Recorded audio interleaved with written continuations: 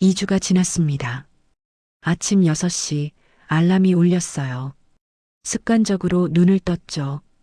그런데 오늘은 달랐어요. 예전처럼 급하게 출근할 필요가 없었거든요.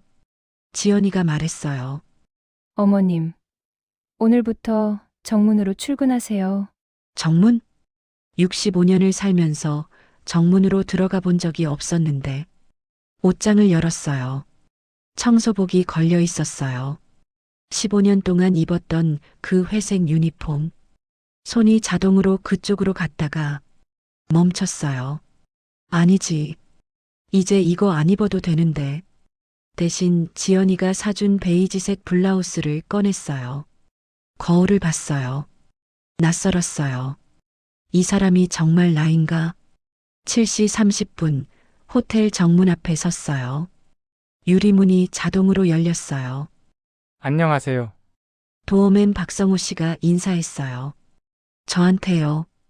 청소복이 아니라 평상복을 입은 저한테. 아, 네. 안녕하세요. 어색했어요. 박성호 씨는 제가 청소할 때부터 봐왔던 사람이거든요. 근데 이제는 저한테 허리 숙여 인사를 해요. 로비로 들어갔어요.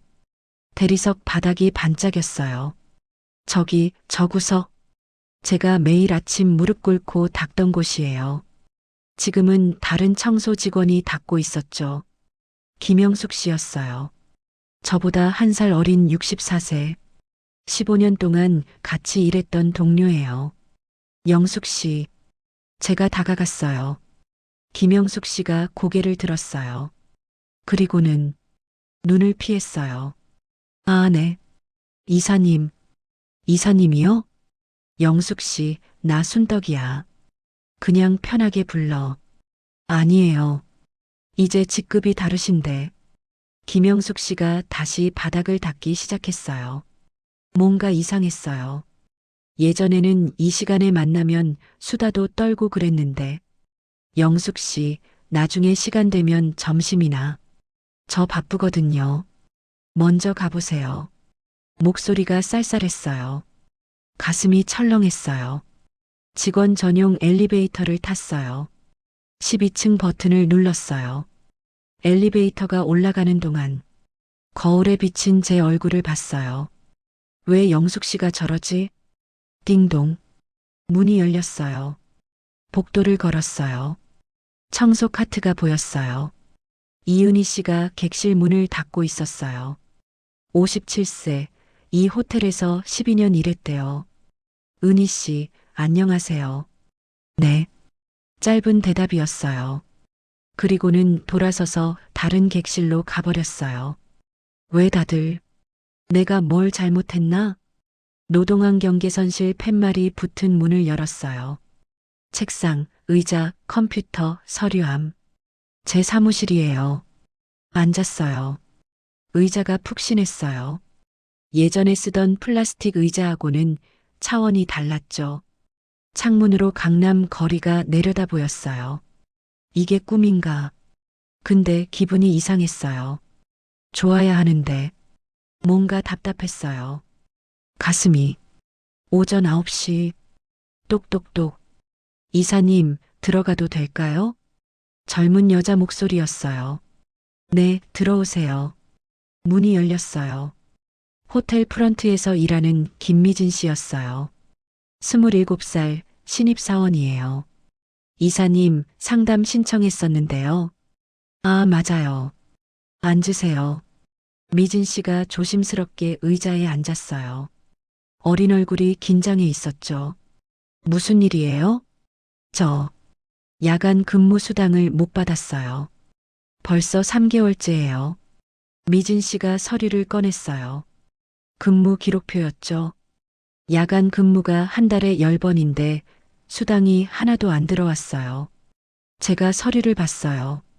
분명히 야간 근무 도장이 찍혀 있었어요. 프런트 팀장님한테 말씀드렸어요? 네.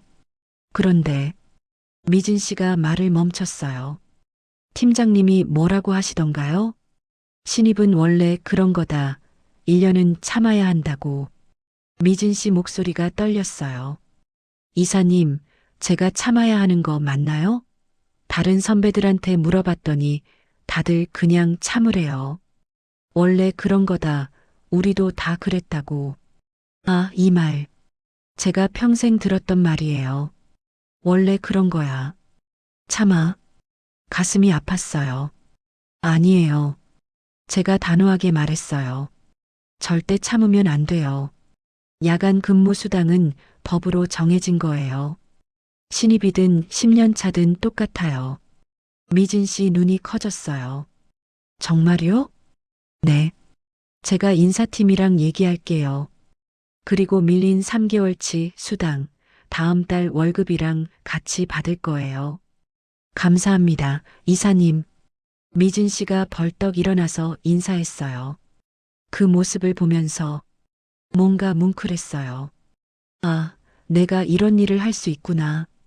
문이 닫히고 저는 바로 인사팀에 전화를 걸었어요. 여보세요, 인사팀장님? 박순덕 이사입니다. 네, 이사님. 목소리가 좀 차갑게 느껴졌어요. 프런트팀 김미진 직원건으로 전화드렸어요. 야간 근무 수당 미지급 건인데요. 아, 그거요. 인사팀장이 한숨 쉬는 소리가 들렸어요. 이사님, 그게요. 신입 직원들은 보통 처음 6개월은 수습 기간이라서 수습 기간에도 야간 수당은 줘야 하는 거 아닌가요? 그게 원칙은 그렇지만 현장에서는 관행이라는 게 있어서 관행이요? 네. 다른 호텔들도 다 그렇게 해요. 처음부터 다 주면 신입들이 버릇이 나빠져서 팀장님, 제 목소리가 낮아졌어요. 그 관행이 불법이에요. 김미진 직원, 밀린 수당 3개월치 계산해서 이번 달 월급에 포함시켜 주세요. 이사님, 그렇게 하면 다른 신입 직원들도 다 요구할 텐데 다른 직원들도 못 받은 게 있으면 당연히 줘야죠. 하지만 예산이 예산 문제면 제가 회장님께 직접 말씀드릴게요. 알겠습니다. 통화가 끊어졌어요. 손이 떨렸어요. 내가 너무 강하게 나간 건가? 인사팀장님이 기분 나빠하신 거 아닐까? 내가 일을 그르친 건 아닐까? 불안했어요. 오전 11시. 화장실에 가려고 복도로 나왔어요. 복도 끝에서 목소리가 들렸어요. 박순덕 이사 말이야. 제 이름이었어요. 발걸음을 멈췄어요. 숨었어요. 복도 모퉁이에.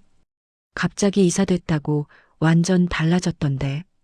맞아. 인사팀장님한테도 막 대든데. 근데 그분 원래 청소하시던 분 아니에요? 응. 우리 어머니랑 같이 일하셨대. 근데 회장님 시어머니래. 아, 그래서 이사된 거구나. 빼기 좋네. 우리 어머니가 그러시던데 원래 순떡 이모는 말도 잘 안 하고 조용하신 분이었대. 근데 이제는 완전 딴 사람이래. 권력을 주니까 본색이 나오는 거지 뭐. 웃음소리가 들렸어요. 가슴이 무너지는 것 같았어요. 빽이 좋아서 이사됐다고? 본색이 나왔다고? 화장실 거울을 봤어요. 눈이 빨개져 있었어요. 울면 안 돼. 울면 안 돼. 물로 얼굴을 씻었어요. 거울 속 제 얼굴을 봤어요. 나는 뭘 하고 있는 걸까? 청소하던 게 나았나? 그냥 조용히 살 걸 그랬나? 12시. 직원 식당에 갔어요. 예전에는 매일 여기서 밥을 먹었거든요. 김영숙 씨, 이은희 씨, 다른 청소 이모들이랑 식당에 들어갔어요. 청소 직원들이 한쪽 테이블에 앉아 있었어요.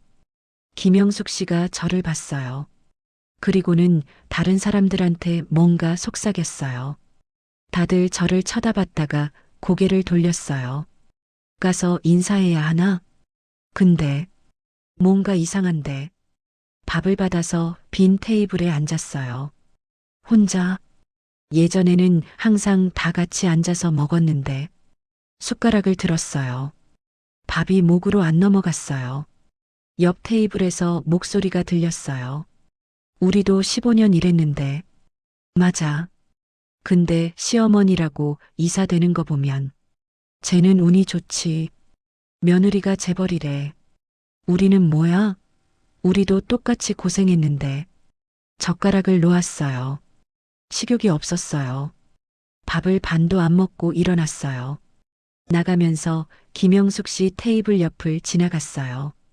김영숙 씨가 고개를 돌렸어요. 저를 안 보려고. 복도로 나왔어요. 다리에 힘이 없었어요. 벽에 기댔어요. 왜 이렇게 힘들지? 청소할 때가 더 편했나? 그냥 조용히 눈에 안 띄게 그렇게 살걸. 눈물이 났어요. 참을 수가 없었어요. 화장실에서 한참을 울었어요. 핸드폰이 울렸어요. 지연이었어요. 받을까 말까 고민했어요. 근데 안 받으면 더 걱정할 것 같아서. 여보세요. 어머님, 점심 드셨어요? 응. 목소리가 떨렸나 봐요. 어머님, 우셨어요? 아니야. 어머님, 지연이 목소리가 단호해졌어요. 지금 어디세요? 제가 갈게요. 괜찮아, 지연아. 바쁘잖아. 5분 뒤에 어머님 사무실로 갈게요. 뚝. 전화가 끊어졌어요. 사무실로 돌아왔어요. 거울을 봤어요. 눈이 퉁퉁 부어 있었어요. 급하게 찬물로 씻었어요. 문도 안 두드리고 지연이가 들어왔어요. 어머님, 저를 보더니 달려왔어요. 무슨 일 있었어요? 누가 뭐라고 했어요? 아니야, 아무도. 눈 보면 알아요. 지연이가 제 손을 잡았어요. 한참을 참았던 게 터졌어요. 지연아, 나 이거 잘못한 것 같아. 뭐가요? 이사 같은 거 나한테 안 맞는 것 같아. 다들 날 이상하게 봐.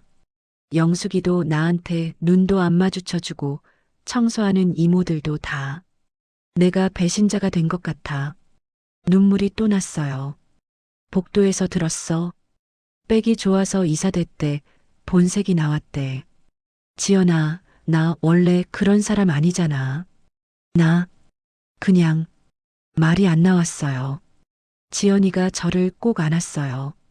많이 힘드셨죠? 지연아, 나 이거 그만하면 안 될까? 나 그냥 다시 청소하는 게. 지연이가 저를 떼어놓고 제 눈을 똑바로 봤어요. 어머님이 뭘 잘못하셨어요? 나는 어머님은 15년 동안 성실하게 일하셨어요. 그게 왜 잘못이에요? 하지만 다들 질투하는 거예요. 지연이가 단호하게 말했어요. 어머님을 비난하는 사람들. 사실은 부러운 거예요. 자기들도 어머님처럼 되고 싶은데 기회가 없으니까. 그래서 어머님을 깎아내리는 거예요. 그래도 어머님이 그만두시면 김미진 씨는 어떻게 돼요? 응? 어제 야간 수당받게 해주셨잖아요. 어머님 아니면 누가 그 일 해줘요? 그건 그리고 오늘 오후에 상담 신청한 사람들 있잖아요. 그 사람들은요? 지연이가 제 손을 꽉 잡았어요. 어머님, 세상에는 두 종류의 사람이 있어요. 불의를 보고 참는 사람. 그리고 바꾸려는 사람. 어머님은 이제 바꾸는 사람이 되신 거예요. 나는 그럴 자격은 어머님이 만드시는 거예요. 15년 동안 일하신 게 자격이에요.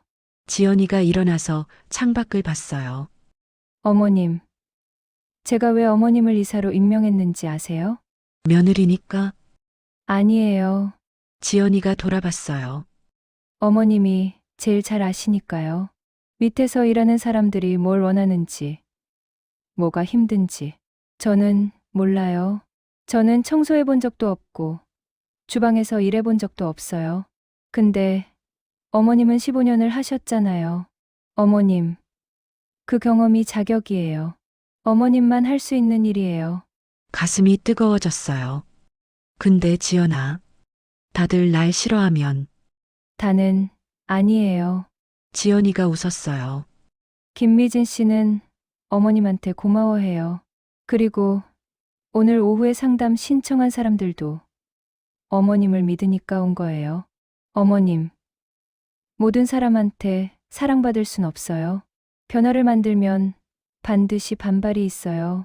근데 그게 어머님이 잘못해서가 아니에요. 어머님이 옳은 일을 하고 계시니까 그래요. 지연이가 제 어깨에 손을 올렸어요. 어머님, 힘들면 저한테 오세요. 매일 와도 돼요. 제가 있잖아요. 눈물이 또 났어요. 근데 이번에는 슬픈 눈물이 아니었어요. 오후 2시 다시 마음을 잡았어요. 그래, 나 한번 해보자.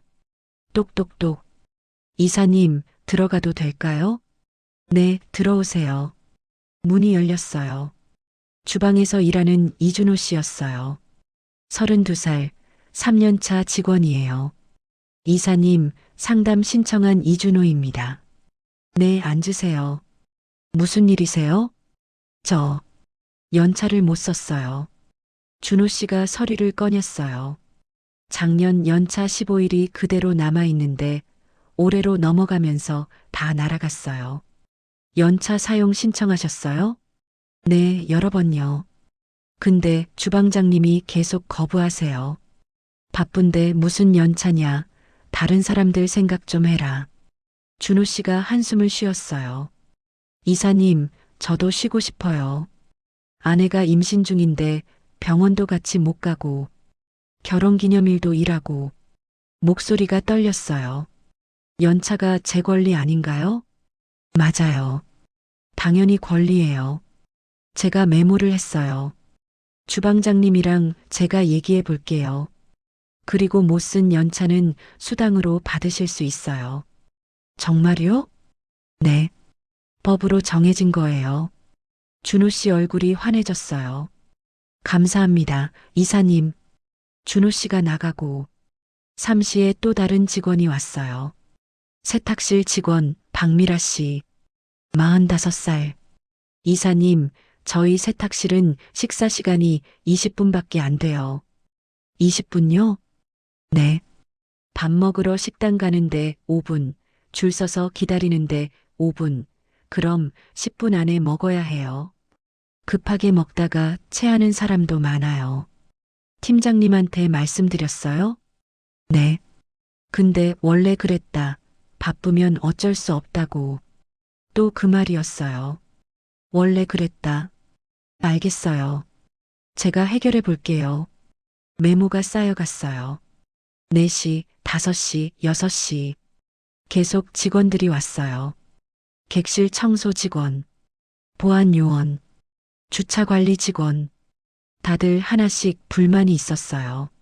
아니, 불만이 아니에요. 정당한 요구였어요. 저희 유니폼이 너무 불편해요.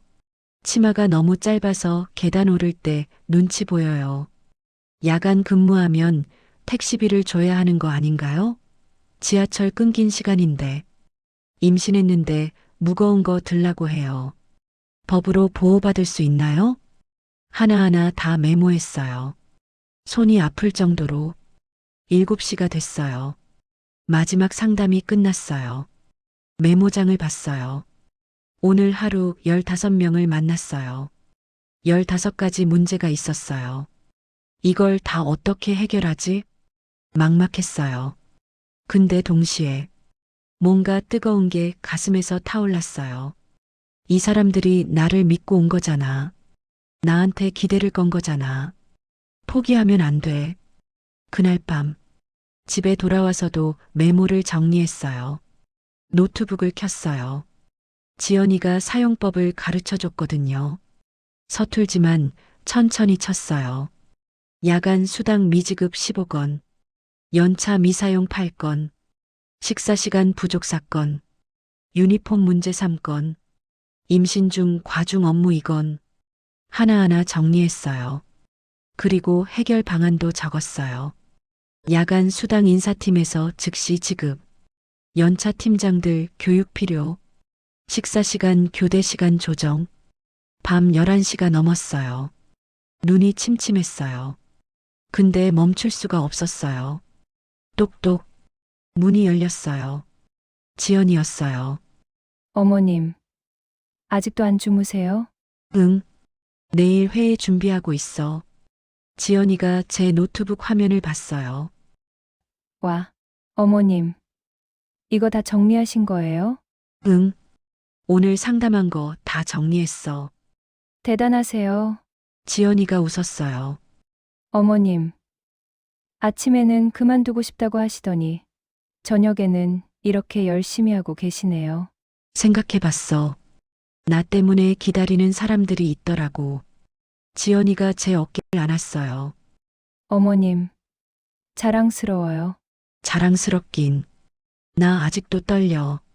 내일 회의에서 뭐라고 말해야 할지. 어머님이 느낀 대로 말씀하시면 돼요. 숫자나 어려운 말 필요 없어요. 그냥 이게 왜 문제인지, 어떻게 바꿔야 하는지 말씀하시면 돼요. 내가 할 수 있을까? 할 수 있어요. 제가 옆에 있잖아요. 금요일 오전 10시. 12층 대회의실. 긴 테이블에 임원들이 앉아 있었어요. 총지배인, 영업이사, 재무이사, 인사팀장, 주방장, 객실 관리팀장이 자리를 잡았어요. 그리고 맨 끝에 저. 노트북을 가져왔는데 손이 떨려서 뚜껑을 열기도 힘들었어요. 자, 시작하겠습니다. 지연이가 회의를 열었어요. 정장 차림에 머리를 단정하게 넘긴 모습, 완전히 CEO였어요. 이번 주 각 부서 보고 들어보겠습니다. 영업이사님부터 부탁드립니다. 네, 회장님. 이번 주 객실 예약률은 전주 대비 3% 상승한 87.2%입니다. VIP 고객 예약이 늘어나면서 프리미엄 객실 매출이 보고가 이어졌어요. 숫자들이 쏟아져 나왔어요. 매출, 비용, 수익률, 뭔 소린지 하나도 모르겠더라고요. 재무이사가 말을 이어갔어요. 이번 분기 순이익은 전년 동기 대비 12% 증가했습니다. 다만 인건비 상승률이 예상보다 높아서 다음 분기에는 저는 그냥 듣고만 있었어요. 이해는 안 됐지만 고개는 끄덕였어요. 그런데 긴장은 점점 심해졌어요. 제 차례가 다가오고 있었거든요. 노동환 경계선 이사님. 지연이가 저를 불렀어요. 심장이 쿵쾅거렸어요. 네. 일어섰어요. 다리가 후들후들 떨렸는데 다행히 테이블 밑이라 안 보였어요. 이번 주 보고 부탁드립니다. 노트북을 열었어요. 정리한 자료가 화면에 떴어요. 저는 이번 주에 총 27명의 직원과 상담을 진행했습니다. 목소리가 떨렸어요. 야간 수당 미지급 건이 15건, 연차 미사용 건이 8건, 식사 시간 부족 건이 4건이고요. 27명이요? 총지배인이 끼어들었어요. 네. 그게 전부 문제라는 말씀이신가요? 네, 전부. 말을 하려는데 목이 막혔어요. 내가 이걸 제대로 말할 수 있을까? 다들 날 비웃는 거 아닐까? 청소부가 무슨 회의에서 손에 땀이 났어요. 이사님, 지연이가 부드럽게 불렀어요. 천천히 말씀하세요. 괜찮습니다. 심호흡을 한 번 하고 다시 입을 열었어요. 전부 노동법 위반에 해당하는 사안들이에요. 재무이사가 헛기침을 했어요. 이사님, 그게 현장에서는 어쩔 수 없는 경우들도 있는데 어쩔 수 없는 게 아니에요. 제가 말을 끊었어요. 목소리는 떨렸지만 멈출 수가 없었어요. 저는 15년 동안 어쩔 수 없다는 말을 들으면서 일했거든요. 임원들이 저를 봤어요. 야간 근무에도 수당 없었고요. 원래 그런 거다라고 들었어요. 연차 신청하면 바쁜데 무슨 연차냐 이런 말 들었고요. 밥 먹을 시간도 제대로 없었는데 다들 원래 그렇다고만 했어요. 숨을 크게 들이마셨어요. 그래서 15년 동안 참았어요. 무릎 아파도 허리 아파도 집에 가서 울어도 그냥 참았죠. 왜냐면 어쩔 수 없다고 생각했으니까요. 주방장이 불편한 표정을 지었어요. 근데 이사님, 현장은 정말 바쁘거든요. 모든 걸 법대로만 하면 호텔 운영 자체가 그럼 지금까지는 불법으로 운영했다는 말씀이세요? 인사팀장 얼굴이 굳었어요. 그게 아니라 융통성이라는 게 필요하지 않습니까? 융통성이요? 제 목소리가 커졌어요. 손이 떨리는 것도 잊어버렸어요. 저한테는 융통성 같은 거 없었어요. 제 무릎이 아플 때, 제 허리가 휠 때, 저는 융통성 없이 일했거든요. 그런데 왜 회사는 법을 지킬 때만 융통성을 말씀하세요? 회의실이 조용해졌어요. 저는 공부를 많이 못했어요. 경영 같은 것도 잘 모르고요. 눈물이 날 것 같았지만 꾹 참았어요. 근데 한 가지는 알아요. 사람을 함부로 대하면 안 된다는 거요. 법이 있는 건 다 이유가 있는 거예요. 약한 사람을 보호하라고 있는 거거든요. 임원들이 고개를 숙였어요. 김미진 씨는 27살이에요. 석 달 동안 야간 수당 못 받았는데 그 돈이 얼마인 줄 아세요? 90만 원이에요. 김미진 씨한테는 한 달 월세라고요. 자료를 넘겼어요. 이준호 씨는 연차를 못 썼어요. 아내가 임신 중인데 병원도 못 갔대요. 왜요? 바쁘다고 하니까요. 근데 법에는 연차를 줘야 한다고 되어 있거든요. 한 명 한 명 얘기했어요. 박미라 씨는 20분 안에 밥을 먹어요. 급하게 먹다가 체했고 병원도 갔어요. 근데 병가도 못 썼대요. 바쁘다고 하니까요. 목소리가 떨렸어요. 여러분, 이게 어쩔 수 없는 일인가요? 이게 융통성인가요? 총지배인이 입을 열었어요. 이사님 말씀은 이해하는데요. 예산 문제가 있습니다. 모든 수당을 다 주고 연차를 다 보장하면 인건비가 상당히 얼마나 늘어나는데요? 지연이가 물었어요. 한 달에 약 2천만 원 정도 될 것 같습니다. 2천만 원이요? 지연이가 서류를 펼쳤어요. 우리 호텔이 한 달 매출이 50억인데요. 2천만 원이면 0.4%예요. 0.4% 때문에 직원들 권리를 못 지켜준다는 말씀이신가요? 총지배인이 말문이 막혔어요. 재무이사님, 지연이가 불렀어요. 네, 회장님. 노동환 경계선 예산 한 달에 5천만 원 책정하세요. 밀린 수당, 연차 수당, 복지 개선 다 포함해서요. 네, 알겠습니다. 그리고 각 팀장님들. 지연이가 임원들을 둘러봤어요. 다음 주까지 본인 팀 직원들 중에 밀린 수당이나 연차 있는지 전수 조사하세요. 그리고 전부 정산하시고요. 네, 회장님.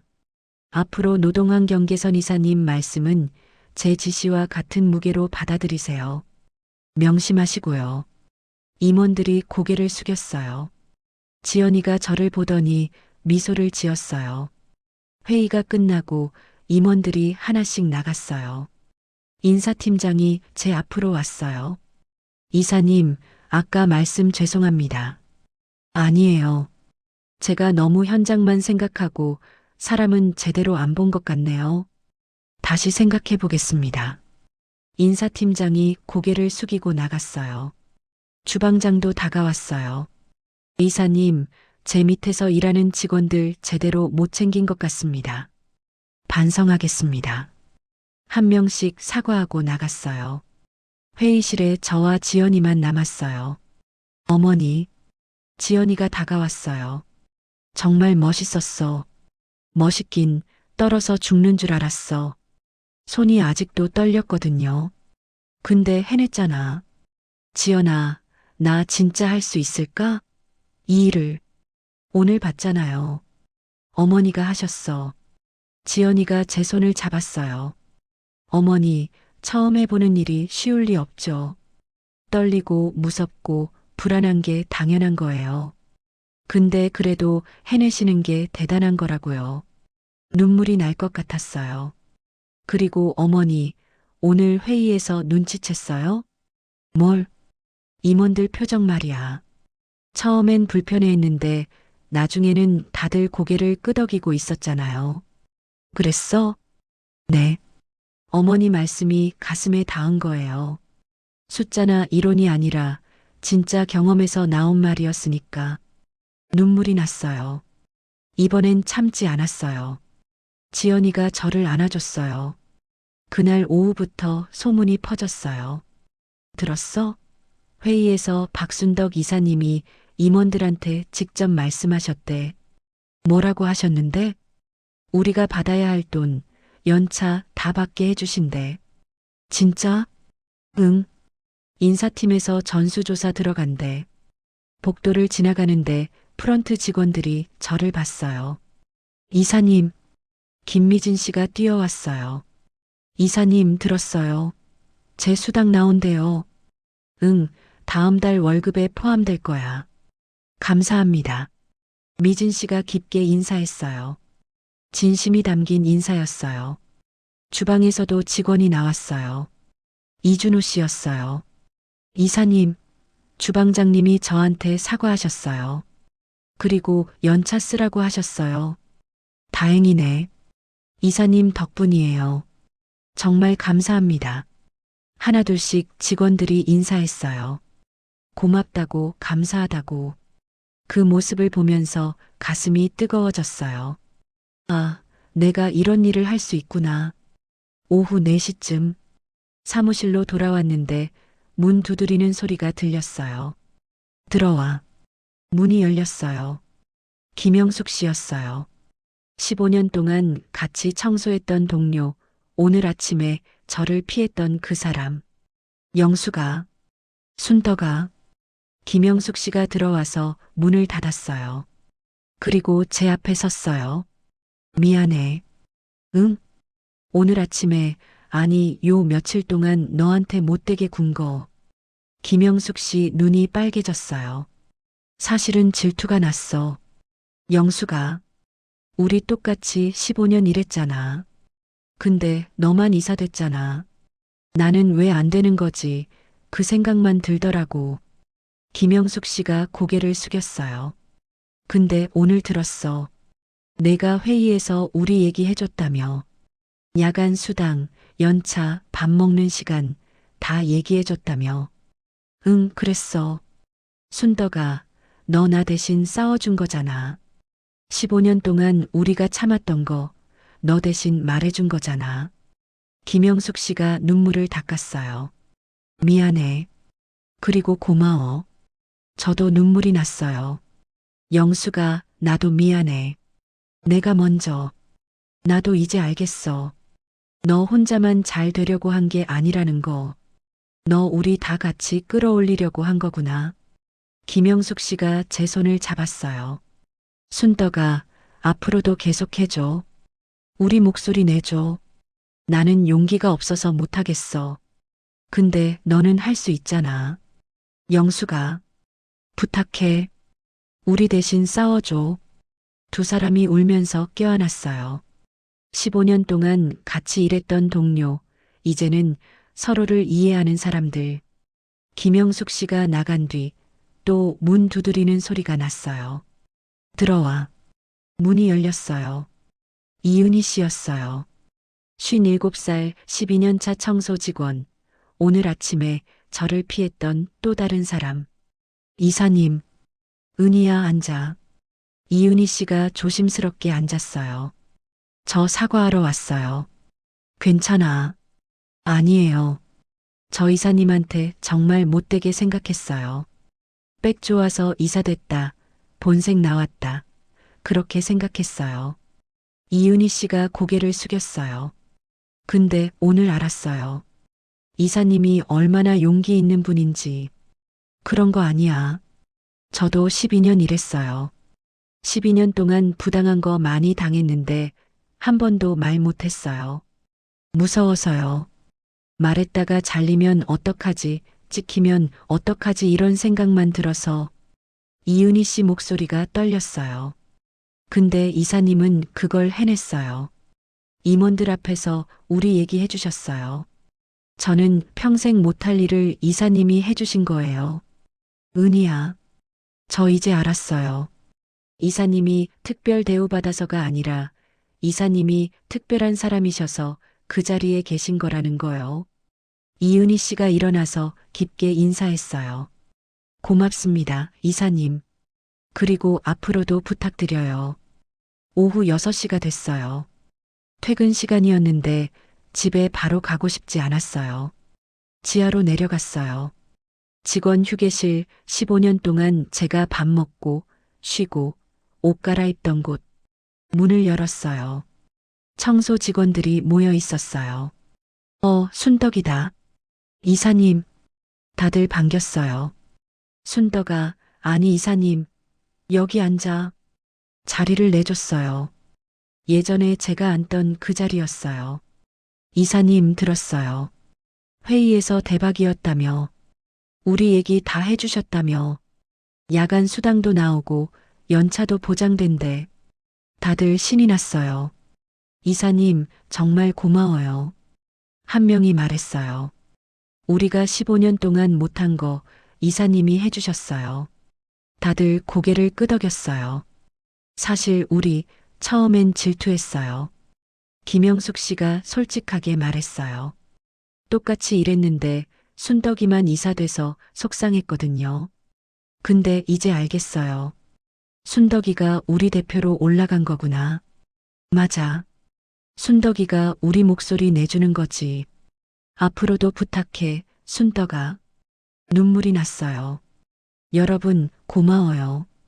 그리고 미안해요. 제가 먼저 올라가서. 미안하긴. 잘한 거지.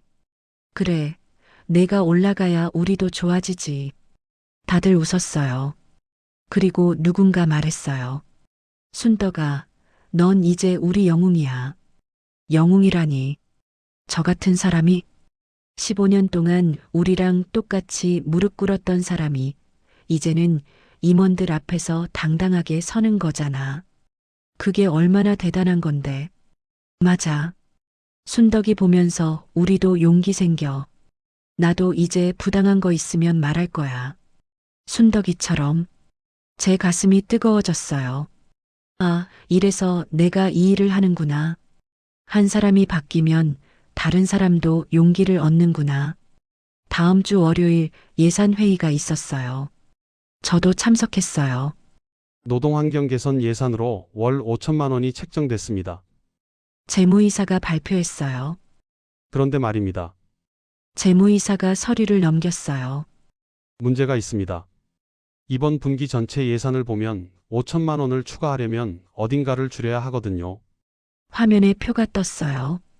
마케팅 예산을 10% 줄이거나 시설 유지 보수 예산을 줄이는 방법이 있는데 마케팅 이사가 손을 들었어요. 마케팅 예산은 이미 최소한으로 책정됐습니다. 더 줄이면 광고를 못 하는데요. 시설관리 팀장도 말했어요. 유지 보수도 마찬가지입니다. 지금도 노후화된 시설이 많은데 더 줄이면 안전 문제가 생길 수 있어요. 모두가 난색을 표했어요. 지연이가 저를 봤어요. 이사님, 어떻게 생각하세요? 저요? 저는 잘 모르겠는데요. 솔직히 말했어요. 예산이 어떻게 돌아가는지, 뭘 줄이면 어떻게 되는지 잘 몰라요. 임원들이 저를 봤어요. 역시 청소부는 경영을 모르는구나 하는 표정들이었어요. 가슴이 답답했어요. 내가 부족한 건가? 내가 여기 있어도 되는 건가? 하지만요. 제가 말을 이었어요.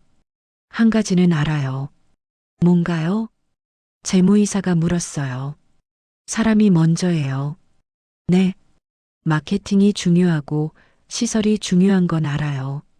근데 사람이 더 중요하거든요. 직원들이 제대로 일할 수 있어야 호텔이 돌아가잖아요. 재무이사가 한숨을 쉬었어요. 이사님, 그건 이상론이에요. 현실적으로 예산이라는 건 제가 예산은 몰라요. 제가 말을 끊었어요. 근데 사람은 알아요. 15년 동안 밑에서 일했으니까요. 일어섰어요. 직원들이 제대로 쉬지 못하고 밥도 제대로 못 먹고 아파도 참으면서 일하면 어떻게 될까요? 임원들이 저를 봤어요. 실수가 늘어나요. 사고가 나고요. 그리고 결국 그만둬요. 제 경험을 얘기했어요. 작년에 우리 팀에서 3명이 그만뒀어요. 다 쓰러져서요. 허리 디스크, 무릎 연골 파열그래서 못 버틴 거예요. 그 사람들 대신 3사람 뽑고 교육하는데 얼마나 들었어요? 재무이사가 서류를 뒤적였어요. 약 3천만 원 정도 소요됐습니다. 3천만 원이요. 제가 말했어요. 그 돈으로 원래 있던 사람들 제대로 쉬게 하고 건강 챙겨주면 안 나갈 수도 있었던 거 아니에요? 회의실이 조용해졌어요. 예산을 줄이는 게 아니라요. 잘못 쓰고 있던 돈을 제대로 쓰자는 거예요. 지연이가 고개를 끄덕였어요. 이사님 말씀이 맞습니다. 인사팀장님, 작년 이직률 데이터 있죠? 네, 있습니다. 보고해 주세요. 작년 이직률이 23%였습니다. 특히 1년 미만 신입 직원 이직률은 40%에 달했고요. 40%요? 지연이가 눈썹을 올렸어요. 신입 직원 10명 뽑으면 4명이 1년 안에 나간다는 얘기네요. 네, 그렇습니다.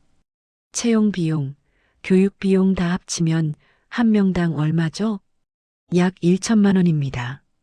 그럼 작년에 이직으로 날린 돈이 얼마예요?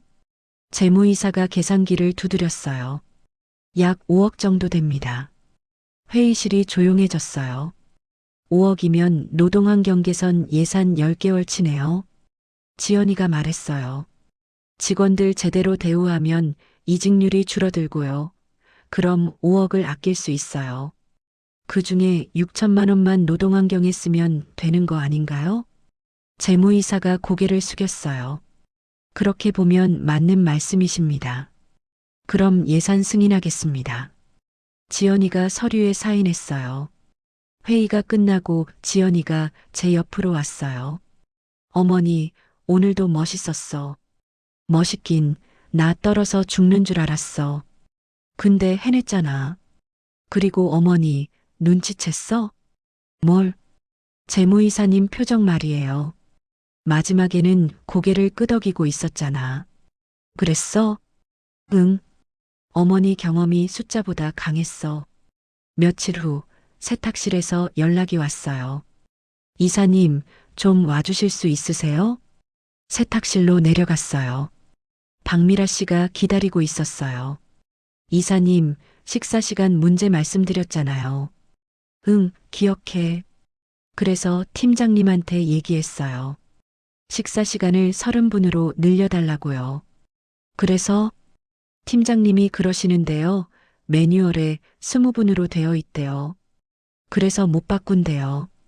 매뉴얼? 네. 호텔 운영 매뉴얼이요.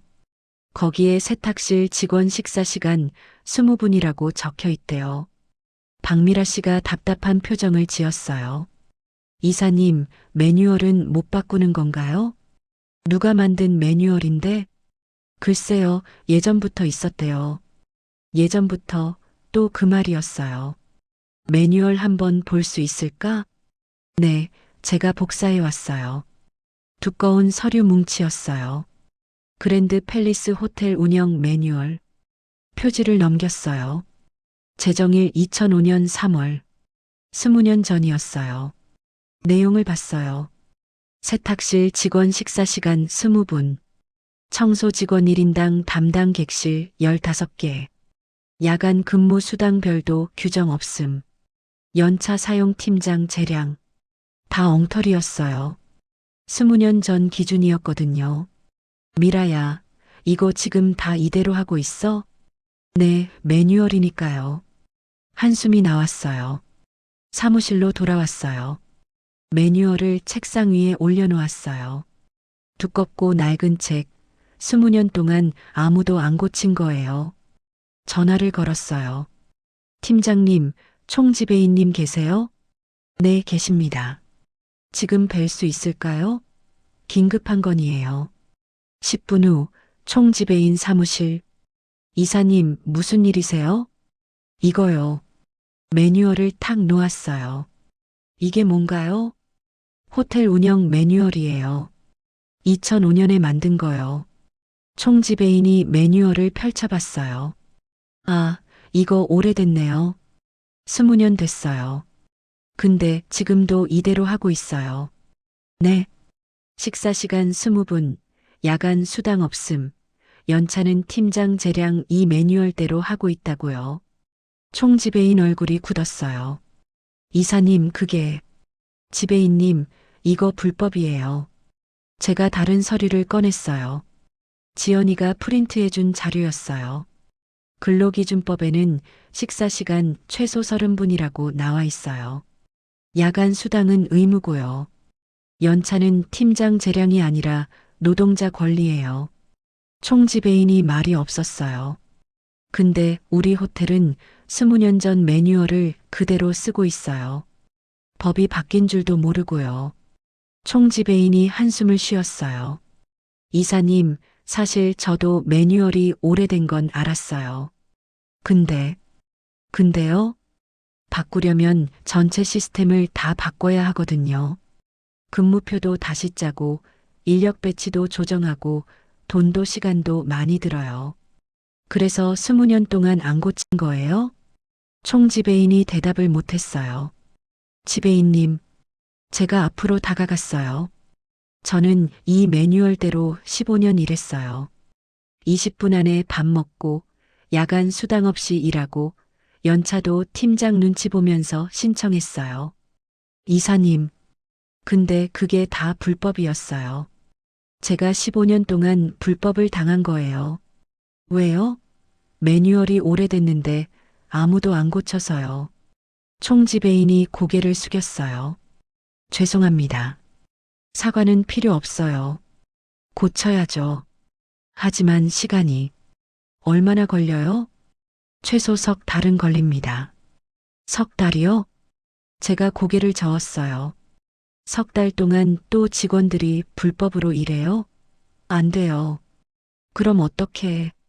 임시 지침 만들어요. 임시 지침이요? 네. 새 매뉴얼 만드는 동안 쓸 임시 규정이요. 거기에 법 지키는 최소한만 담아요. 제가 메모지를 꺼냈어요. 식사 시간 30분, 야간 수당 지급, 연차는 직원 권리, 이 세 가지만 먼저 시행해요. 다음 주부터요. 다음 주요? 네. 석 달 기다릴 수 없어요. 총지배인이 잠시 생각했어요. 알겠습니다. 제가 임시 지침 만들어서 회장님께 보고하겠습니다. 고마워요. 임시 지침이 발표됐어요. 다음 주 월요일부터 시행한다고요. 직원들은 좋아했어요. 드디어 밥을 천천히 먹을 수 있겠다. 야간 수당 나온대. 근데 문제가 생겼어요. 수요일 오전 객실관리 팀장이 제 사무실로 왔어요. 이사님, 큰일 났어요. 무슨 일이에요? 청소 직원들이 일을 제 시간에 못 끝내요. 왜요? 식사 시간이 30분으로 늘어나면서 전체 일정이 밀렸거든요. 그래서 객실 청소가 늦어지고 있어요. 얼마나 늦어요? 1시간 정도요. 그럼 체크인 시간까지 객실 준비가 안 돼요. 팀장이 답답한 표정을 지었어요. 이사님, 이래서 원래대로 해야 한다니까요. 20분이 딱 맞는 시간이었어요. 아니에요. 네. 20분이 맞는 게 아니라요. 일을 너무 많이 시킨 거예요.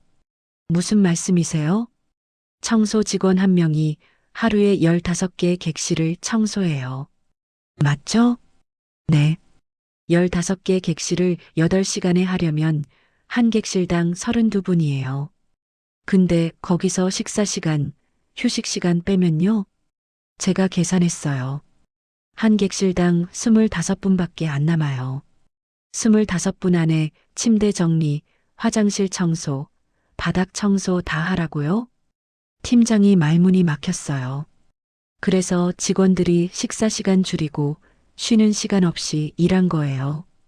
그래야 끝낼 수 있으니까요. 하지만 다른 호텔들도 틀렸어요. 제가 단호하게 말했어요.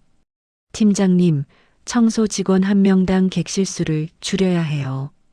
15개가 아니라 12개로요. 그럼 청소 직원을 더 뽑아야 하는데. 뽑아야죠. 예산은 제가 회장님께 말씀드릴게요. 팀장이 난처한 표정을 지었어요.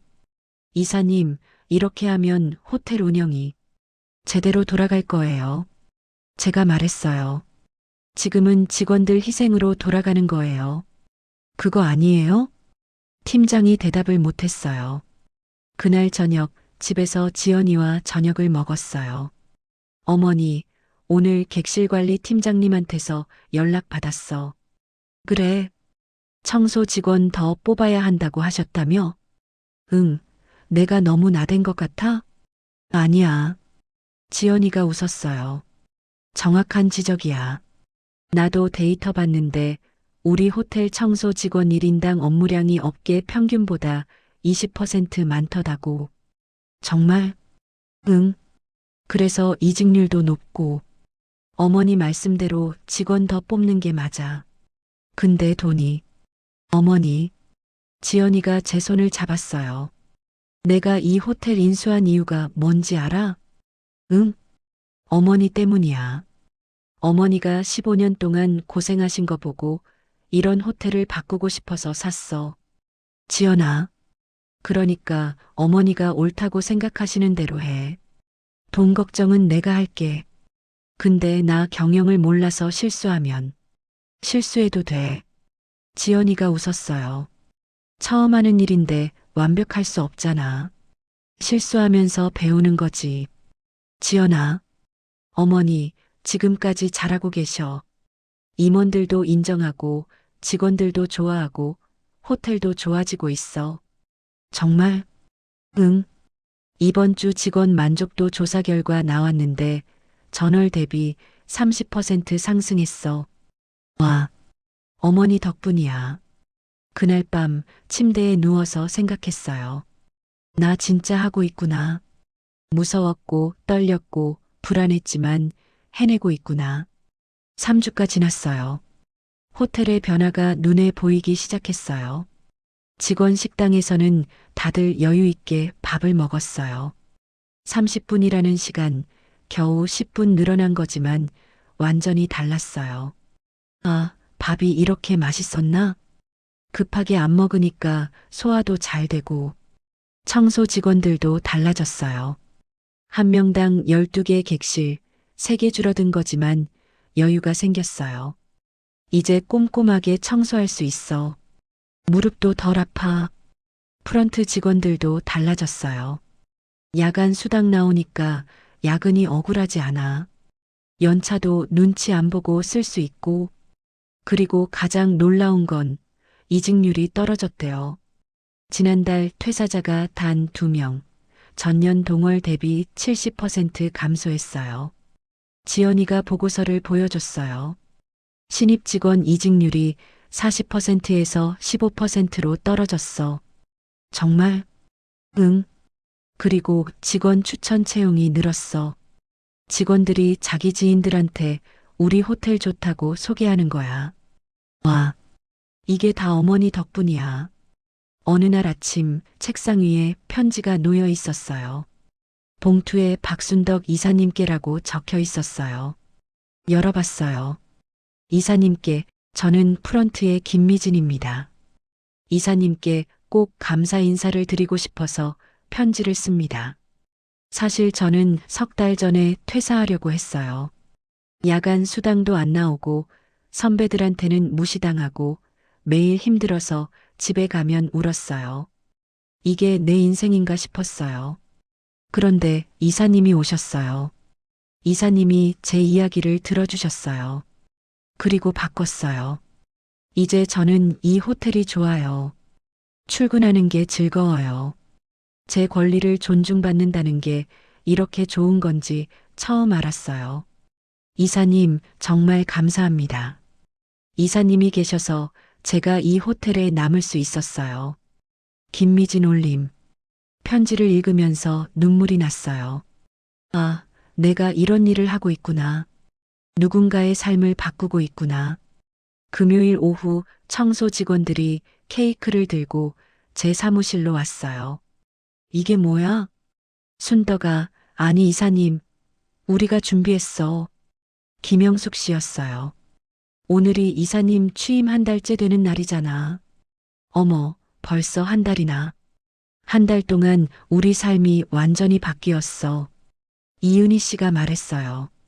식사 시간 늘어나고, 야간 수당 나오고, 객실 수도 줄어들고. 맞아. 이제 일하는 게 견딜만해.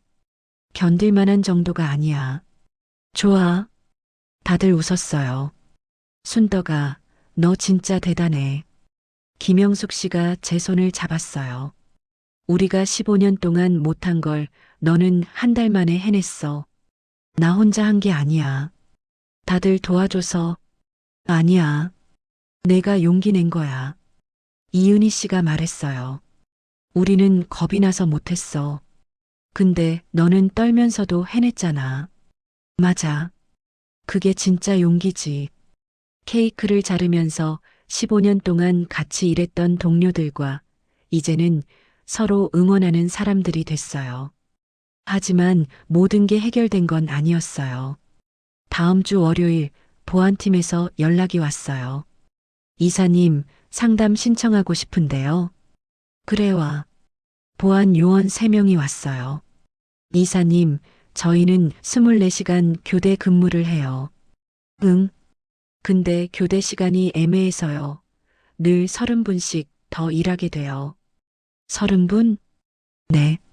다음 근무자가 늦게 오거나 인수인계 하다 보면 하루에 30분씩 공짜로 일하는 거예요. 또 문제였어요. 그리고 저희 휴게실이 너무 좁아요. 쉬는 시간에 누울 공간도 없어요. 유니폼도 문제예요. 한겨울에도 얇은 셔츠 한 장만. 하나씩 또 문제가 나왔어요. 주방에서도 연락이 왔어요. 이사님, 주방 환기가 안 돼요. 너무 더워서 여름에는 40도가 넘어요. 세탁실에서도요. 이사님, 세탁기가 너무 낡았어요. 고장나면 손으로 빨아야 해요. 주차 관리팀에서도 연락이 왔어요.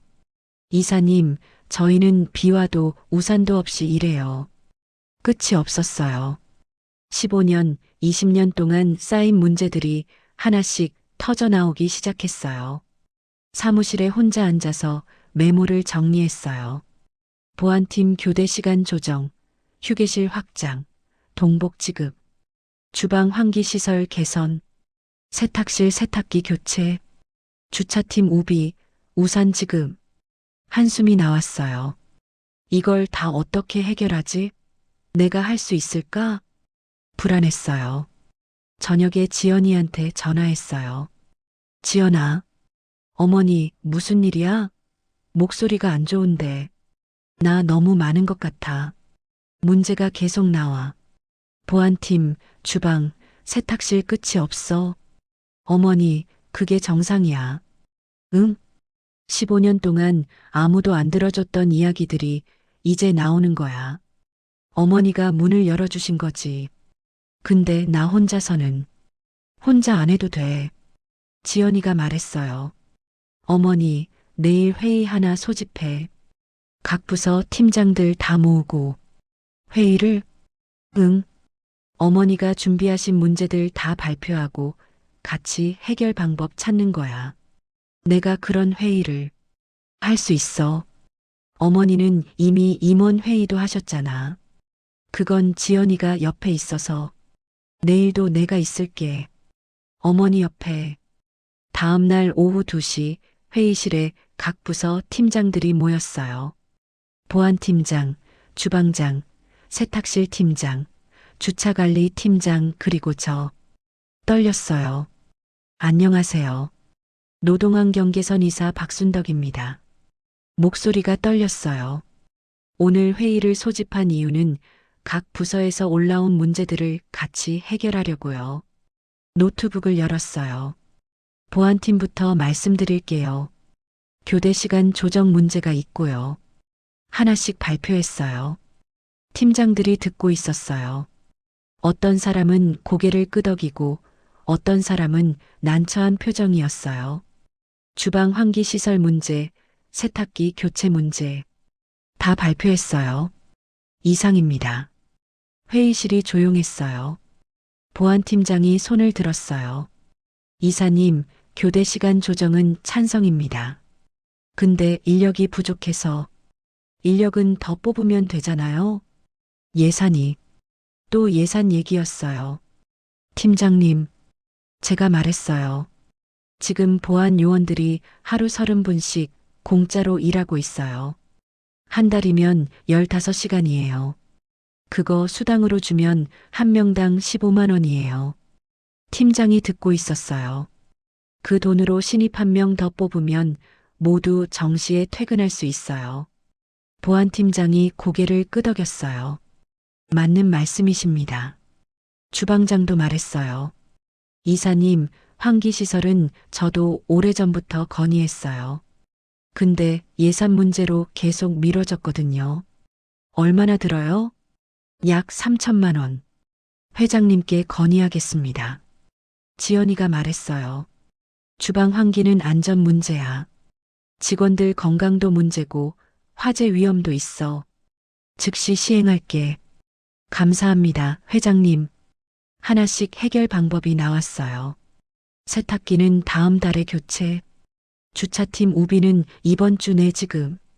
보안팀 휴게실은 다음 분기에 확장. 모든 게 한 번에 해결되진 않았지만 적어도 계획은 생겼어요. 회의가 끝나고 팀장들이 하나씩 인사하고 나갔어요. 이사님 감사합니다. 이사님 덕분에 직원들이 좋아할 거예요. 회의실에 저와 지연이만 남았어요. 어머니 봤지? 응. 어머니가 하셨어. 혼자서. 지연이가 있어서. 아니야. 내가 한 건 예산 승인뿐이야. 문제 찾고 해결 방법 제시한 건 다 어머니야. 눈물이 났어요. 지연아, 나 진짜 하고 있는 거 맞지? 응, 어머니. 정말 잘하고 계셔. 2달이 지났어요. 그랜드 팰리스 호텔은 완전히 달라졌어요. 직원 식당은 늘 웃음소리로 가득 찼고 청소 직원들은 여유 있게 일했어요. 프런트 직원들은 자신 있게 일했고 주방은 시원한 바람이 불었어요. 그리고 저는 매일 아침 정문으로 출근했어요. 안녕하세요, 이사님. 도어맨이 인사했어요. 안녕하세요. 자연스럽게 대답했어요.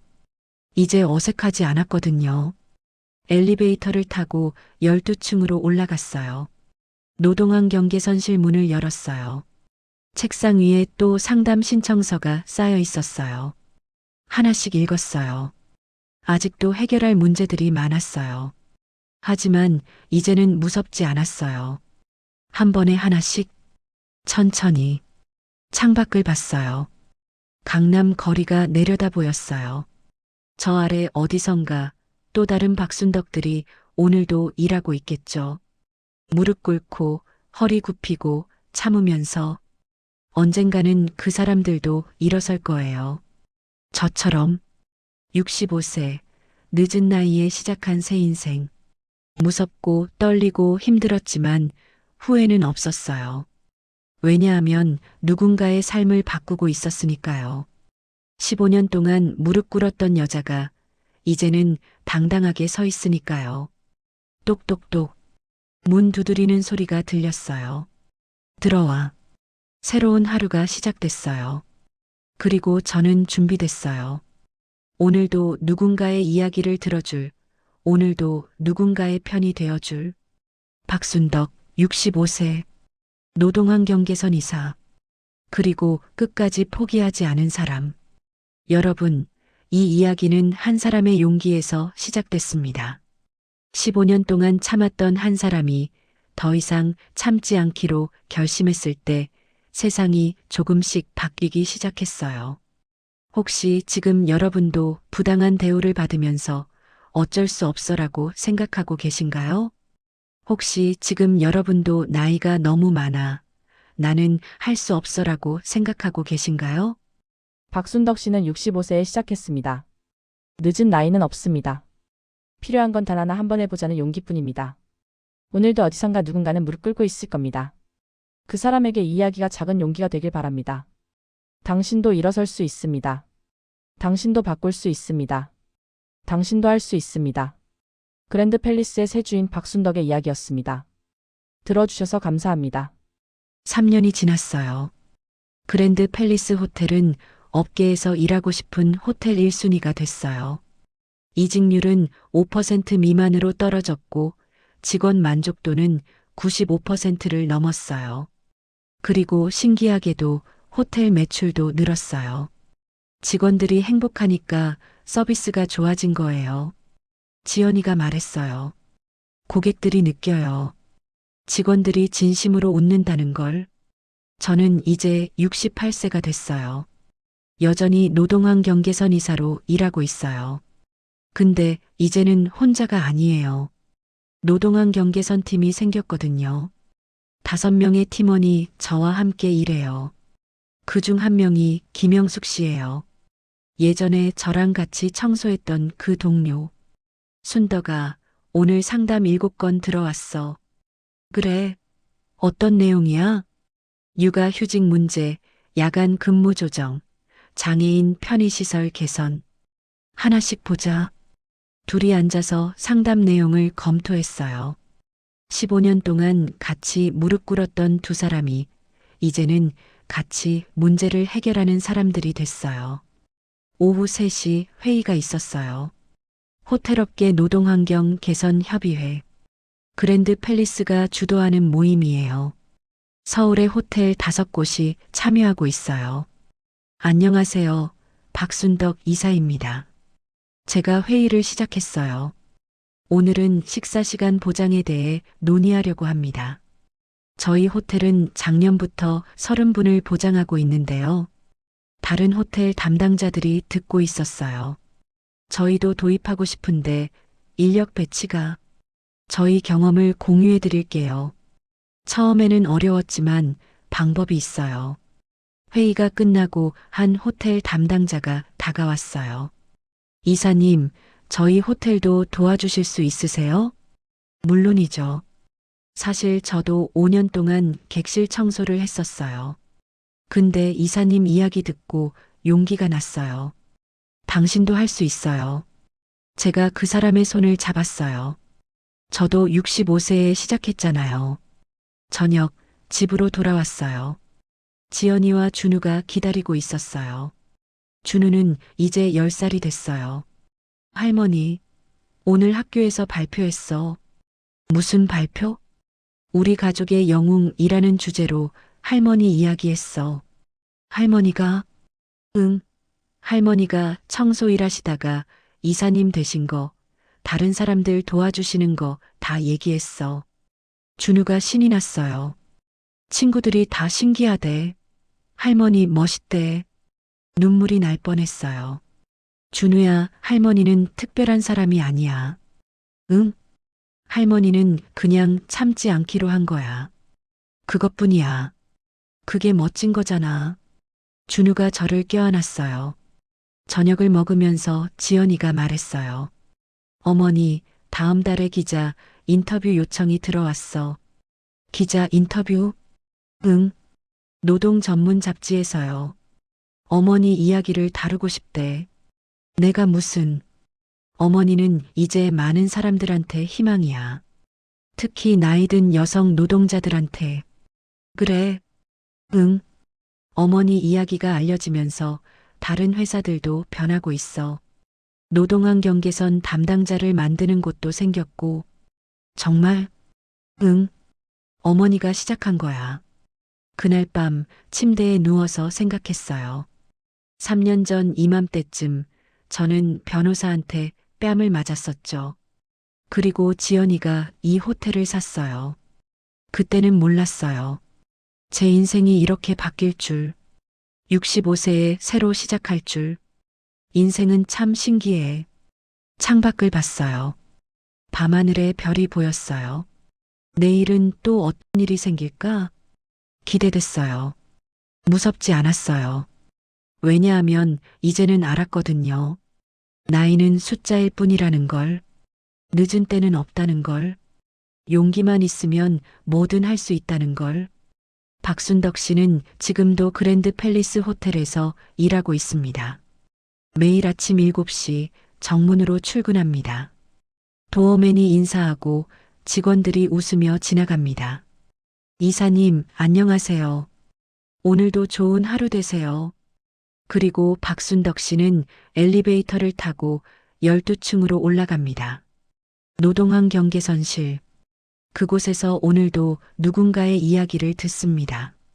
누군가의 편이 되어줍니다. 누군가에게 용기를 줍니다. 65세에 시작한 새 인생. 이제 68세가 된 박순덕 씨는 말합니다. 나이는 핑계가 아니에요. 용기가 없는 게 핑계죠. 15년 동안 참았어요. 근데 이제는 안 참아요. 왜냐하면 참으면 아무것도 안 바뀌거든요. 하지만 한 사람이 용기를 내면 세상이 조금씩 바뀌기 시작해요. 여러분도 할 수 있습니다. 당신의 나이가 몇 살이든, 당신의 직업이 무엇이든, 당신의 처지가 어떻든, 용기만 있으면 됩니다.